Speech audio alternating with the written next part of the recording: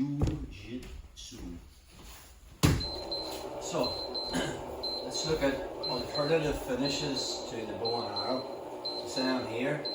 What I want is I'm opening up the collar, I get a thumb in. What's my goal from this position? I'll escape my hip, the other foot replaces.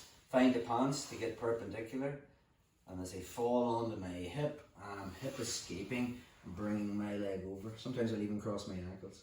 So my usual bow and arrow, you need to be perpendicular. You need to be looking into their ear for a bow and arrow. Classic bow and arrow defense is, because what's actually choking Tyrone is this collar. So sometimes when I come to here, Tyrone can get two grips and start to create separation. So now if I actually went for that, I don't have the connection. That's okay. The minute he gets those two grips, I'm going to pull his collar out, or sorry, his lapel, not his collar. This one is down there. I just pull it out and I'll pass it to my right hand. Escape my hip. Bow and arrow. Okay, but savvy guys will realise he doesn't need to, he only needs his left hand. And as I go to pass it, maybe he grabs the lapel. That makes sense. Now I can't go back to the first one because the left hand is creating separation. Can't get the right one because he's grabbed it, but it's okay. It's Blue Peter time. One I prepared earlier, I used my lapel, passing it around, escape my hip. And last but not least, Sam here, going for the first one, he makes the grip and pulls it with his left hand. Going for the second one, maybe he's late, I've hand fighted and I've got to there.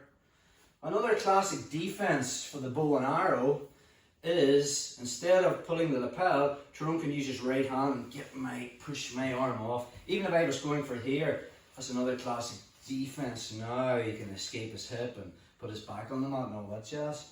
So, anytime I pass this over, and the go-to move for this is I feel pressure here. This free hand comes underneath and just grabs the collar.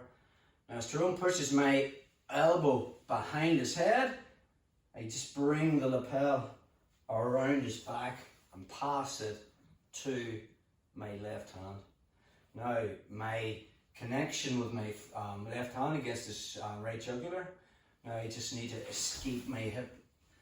Again, he's tucked his chin, saw time. Oh, I grab my own wrist and bring something over the elbow. And now I have the arm triangle. If for some reason I wasn't getting that, bosh, arm bars there as well.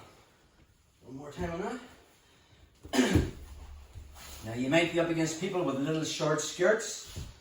Shouldn't be rolling with those sort of guys. Never roll anyone with a wee short skirt on them. So it depends if, you can pass the lapel over and it just doesn't reach.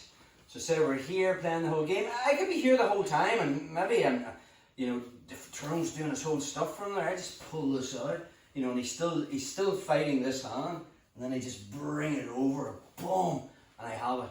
Anytime I feel Tyrone starting to push at my elbow, this hand's underneath, and as he pushes it over, I just pass the lapel to that hand. Now I need angle, so I'll just put my foot on the mat, hip escape, get this in, something over the shoulder. There's my arm triangle, straight into the juji. Nice little sequence when you're attacking from the bow and